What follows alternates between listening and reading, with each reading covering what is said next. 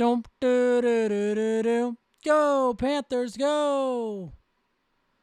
Down goes the Packers on Jordan Love's birthday. Welcome back to Panther Tales. This is your host, Wee Woo Wah Woo. We'll dive into that game a little bit later. For now, let's go ahead and tell some Panther Tales. We have a couple of submissions from this past week. The first one being from SoFloaf. I became a Panthers fan when I was a kid and used to watch with my older brother. The Delhomme and Peppers era was my favorite. Thank you, SoFloaf. And then Rafiki Speaks says, I was 3 years old when the Panthers became a franchise, so this team is all I've ever known. But I didn't understand or follow football until 5th grade, which ended up being the year we went to the Super Bowl against the Pats. Been locked in ever since. When I was 6 or 7, I got a behind-the-scenes tour of then Ericsson Stadium before it became Bank of America. Got a bunch of old commemorative stuff from that visit. Sick, brother. That's really cool. I've never had a stadium tour, but I was able to go to the stadium last year with my friend Greg. He took me to go watch the Super Bowl there, where we were able to go on the field and stuff like that, go through the tunnel, see what the Panthers see before they come out. It's honestly really sick. If you ever have a chance to do something like that, I highly recommend doing it. And then there was another time too that I won a contest on DraftKings, when it was pretty early on, not super early, but back when the Panthers had giveaways. And I won to go see the Panthers, walk out of the tunnel, all of that.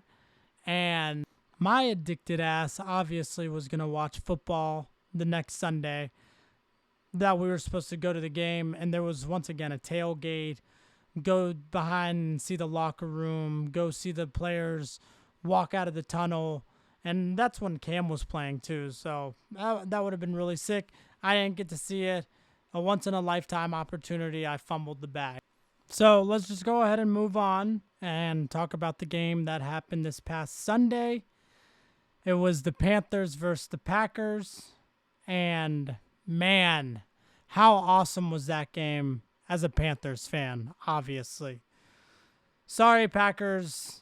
Obviously, they were heavy favorites going into the game, but we just played Carolina football, ran the ball tough with Rico. Defense played amazing, getting pressure after the quarterback all game. The conditions at the game were super windy, so it was difficult for everybody. So happy we were able to get a win. The Buffalo Bills and Green Bay 2-game stretch.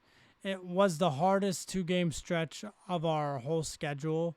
So the fact that we were able to come out 1-1 in that phase of our schedule is so good. If we lost this one, not that the season would have been over, but it really would have been tough to recover. So winning this game actually breathes a lot of life into us. So the game was sloppy. It was a low-scoring game. But Rico Dowdle, man, he is the man. I caught myself saying that so many times just watching the game because he's picking up 12-yard gains, 20-yard gains, and it's can't stop him. So it's just poetry in motion. Bryce played the game that he's supposed to play. He had one interception, but he went with the flow of the game. He had a really smart call at the very end of the game where he acted like Rico Dowdle was going to be in pass protection, but he was actually running the ball, and that's what was able to set us up for the last second game-winning field goal, second of his career, by our rookie kicker, Ryan Fitzgerald. And once again, windy conditions. So good of you, brother. I had an amazing day that day. I was drunk beforehand. You could see the reaction video. I'm sorry. that's one of those games that you're going to drink a little bit more just because you don't know what's going to happen.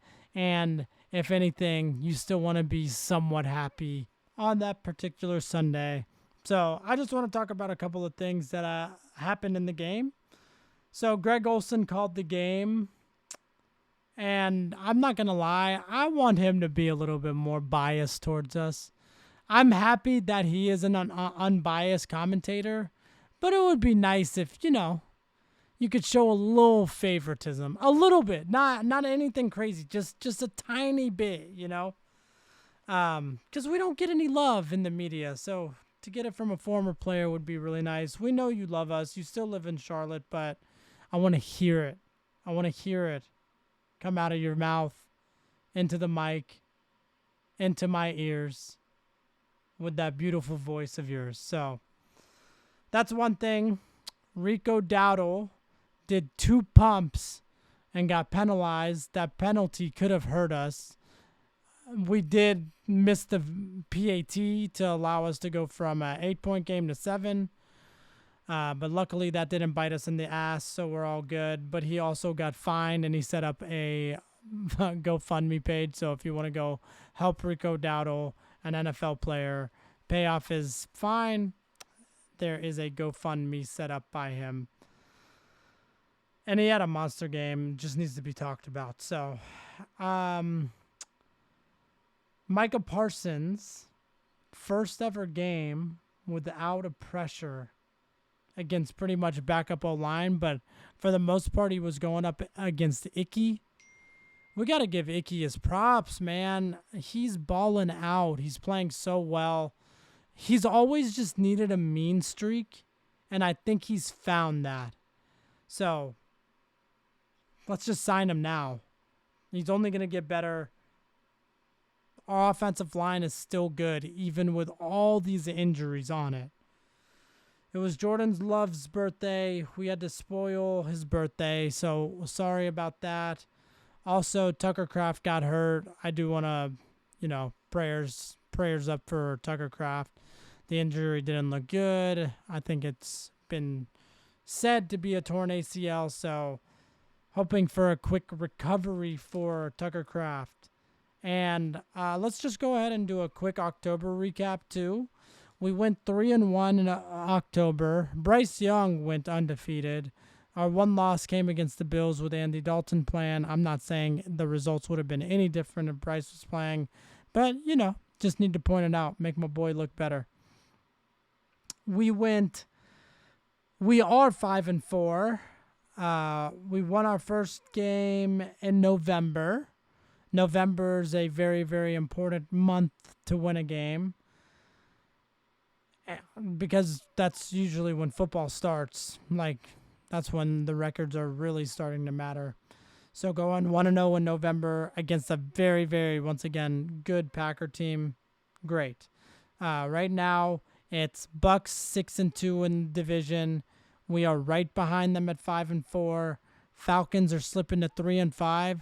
Their offense is still good, and they've had close games, but they just can't close them out. So tough for the Falcons. Maybe they turn it around. Maybe they don't. Usually when you are having games like that where you're losing close, that trend usually continues. But we'll see if they could refocus and dig themselves out of a hole. Hoping they don't, but you never know. And then the Saints coming in at last, going 1-8.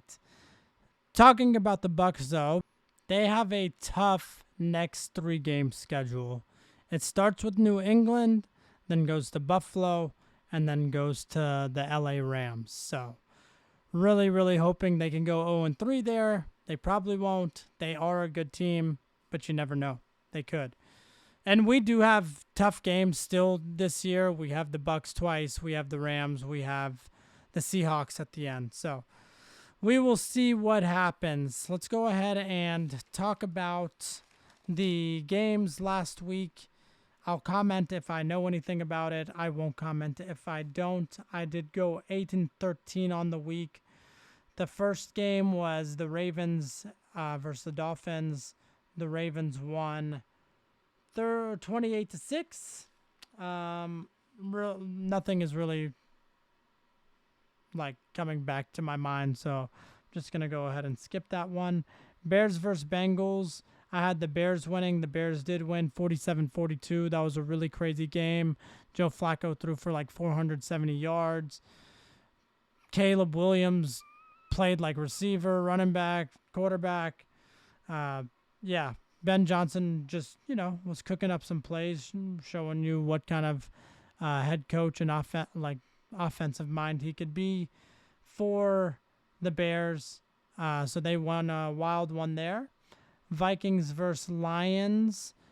I didn't watch this game, and I actually didn't know the Lions lost, but I had the Lions winning. They lost 27-24. I could not tell you how they won or anything. If you want to comment and let me know, please do. I could always watch the highlights, but it's fine. The results are the results.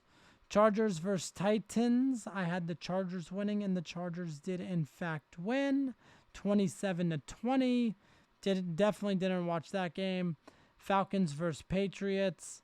This was the 28-3 game. The 28-3 game. The 28-3 game.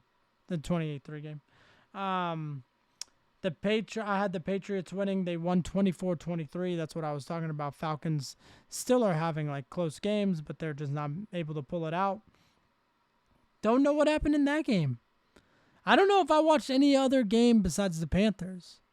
Once you watch your team have a huge victory like that, usually you're just, chilling, not worried about anything, on top of the world, sleeping on a cloud, So, yeah, sorry, my analysis isn't that good for the other games, but fuck it, I'm going to keep doing what I'm doing.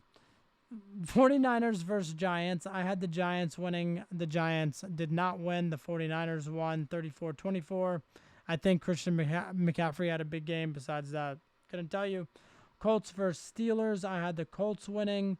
The Colts lost 27-20. Steelers won. Didn't watch. Couldn't tell you. Broncos versus Texans. I had the Broncos winning, and the Broncos did win 18-15. Same story. Jags versus Raiders. I had the Jags winning. The Jags did win 30-29. Didn't watch, but damn, that's a close game. I think when I was looking at the score, it said final overtime too. So, what a thriller. Saints versus Rams. I had the Rams winning, and the Rams did win 34-10. Did not watch. Chiefs versus Bills. I had the Chiefs winning, but the Bills won 28-21. I didn't watch. Sorry, Bills fans. Once again, love you guys. But like I said on last week's podcast, this might be huge for you guys to get a win here in the regular season and then carry that momentum over for when you inevitably play them in the playoffs and secure that W again, just like the Panthers did in 2015 when we beat the Seahawks, got that monkey off our back, and then beat them again in our first round of the playoffs, with it being the actual second round of the playoffs. But we're moving on. Seahawks versus Commanders. I had the Seahawks winning. The Seahawks won 38-14. Jaden Daniels' elbow went a different way. It was kind of gross. I don't like looking at stuff like that. So, Cardinals versus Cowboys. I had the Cowboys winning and the Cardinals won. My dog is farting, so I'm going to have to take a quick break. She definitely needs to shit if she hasn't already. I'll be right back. Thank you for your patience. I am back. So, speaking of Sky, how cute did she look in her new outfit? That's my baby. Second off, when she watches the 2 away games that she has watched the majority of the game with me, like I don't think she was ever out of my room or out of my sight, 2 wins. So, Tama, if you think this doesn't matter, if you think it's fake, no, it matters.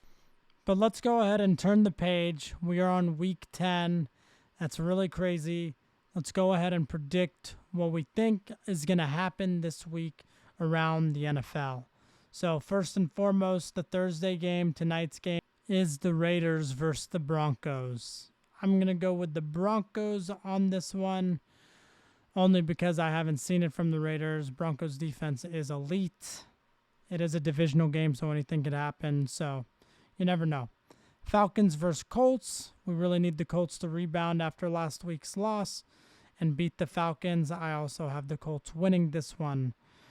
Browns versus Jets. I have the Browns winning only because the Jets traded their whole team.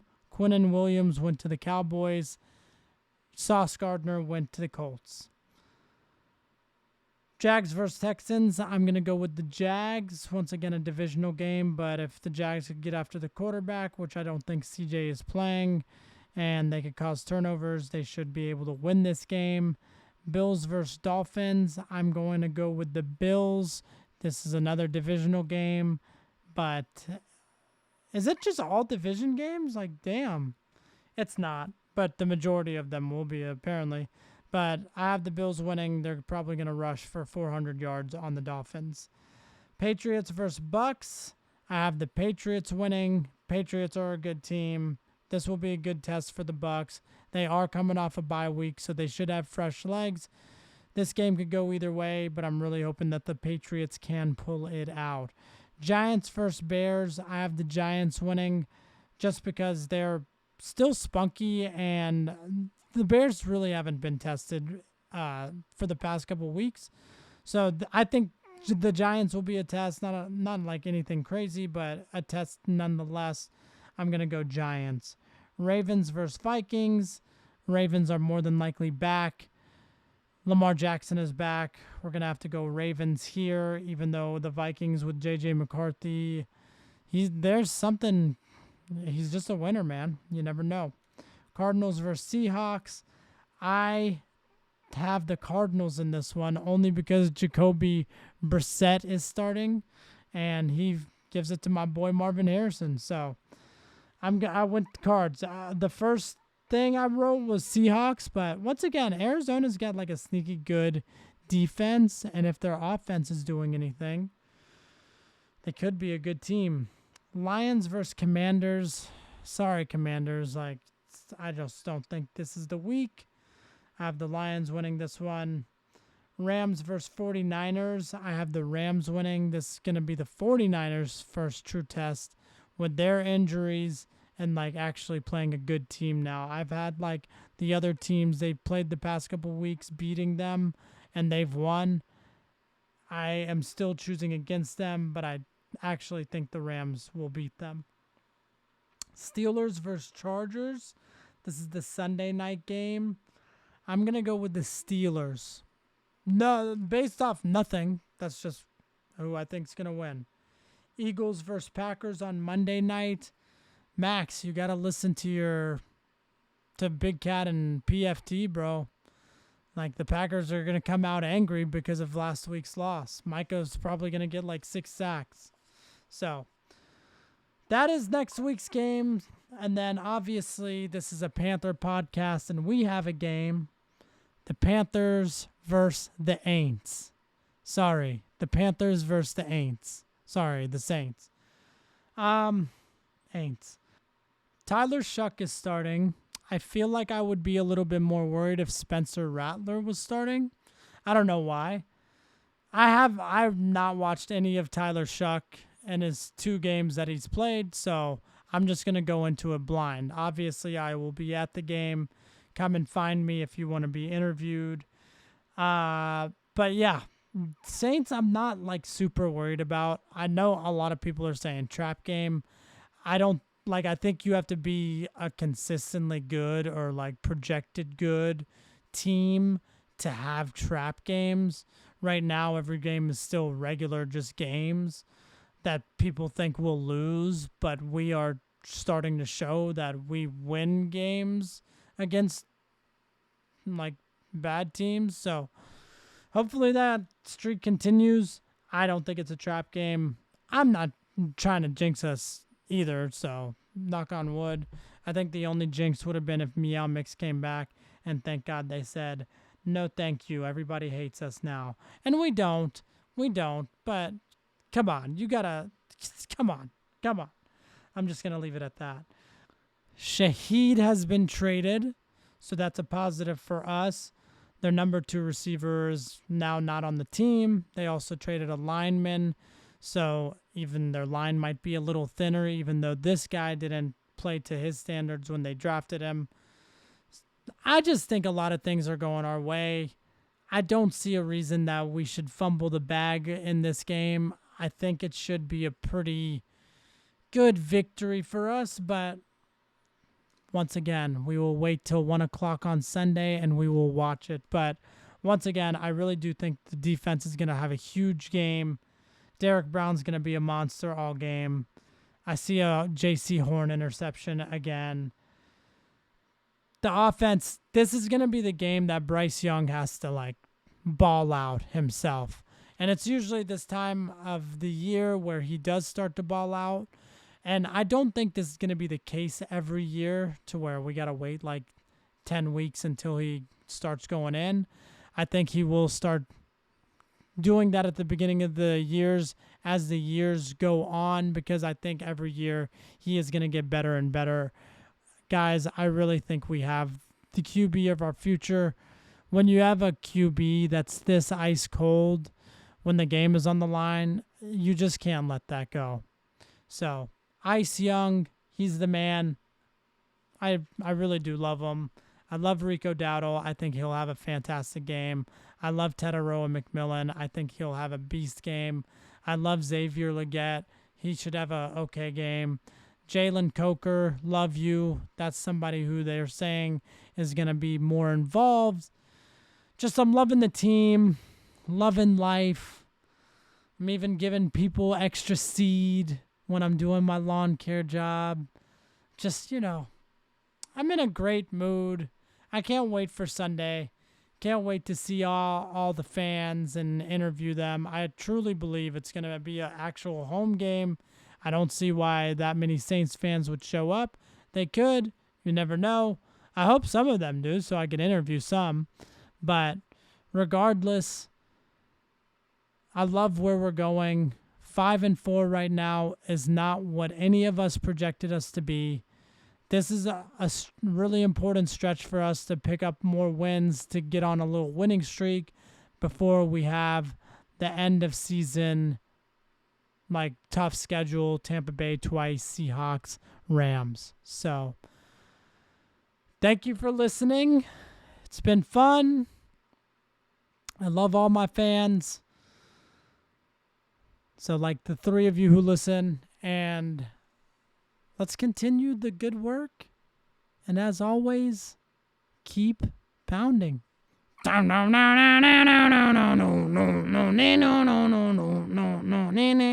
Outro.